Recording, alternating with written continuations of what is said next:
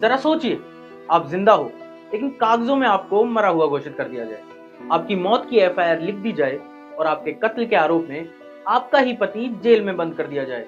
ये कहानी नहीं है, ये सच है और ये सच हमारे सिस्टम की सबसे खतरनाक कमजोरी को उजागर करती है। मामला है कौशाम्बी का, जहां एक महिला अचानक अपने घर से गायब हो जाती है। दिन बीतते हैं, तलाश होती है लेकिन महिला का कोई सुराग नहीं मिलता।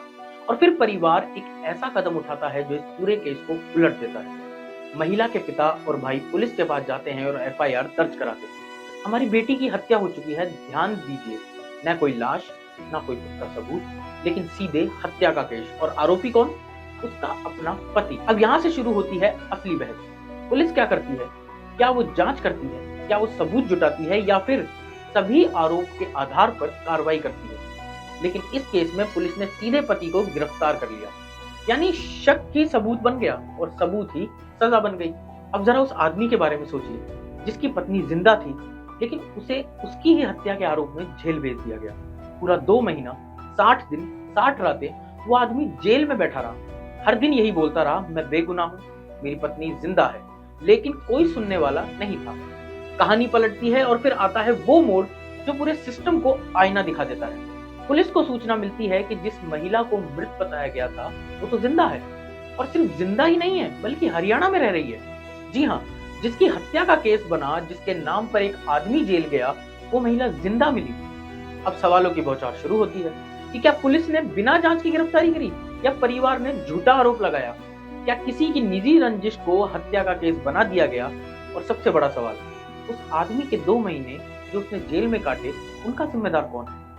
ये सिर्फ एक केस नहीं है, ये सिस्टम का आईना है जहां गुमशुदगी को हत्या बना दिया जाता है, शक को सबूत मान लिया जाता है और कानून जल्दबाजी में फैसला सुना देता है। आज ये केस सामने आया है, लेकिन ऐसे कितने मामले होंगे जो कभी सामने ही नहीं आते। सोचिए, उस आदमी की इज्जत, उसका नाम, उसकी पूरी जिंदगी एक झूठे आरोप की वजह से दांव पर लग गई। समाज ने उसे क्या कहा होगा? कातिल।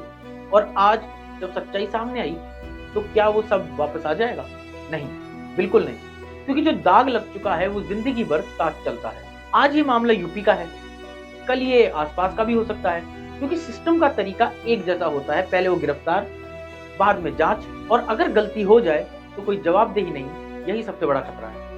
अब वक्त है जवाब मांगने का। क्या पुलिस पर कार्रवाई होगी? क्या झूठी एफआईआर करने वाले पर कोई केस चलेगा? क्या उस बेगुनाह को इंसाफ मिलेगा? या फिर ये मामला भी खबर बनकर खत्म हो जाएगा?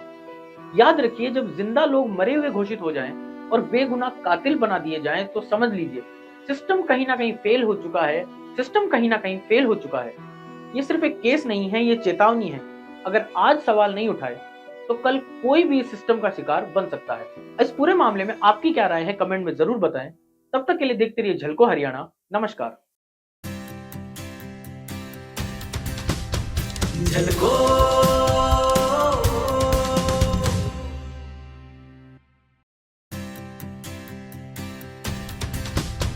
झलको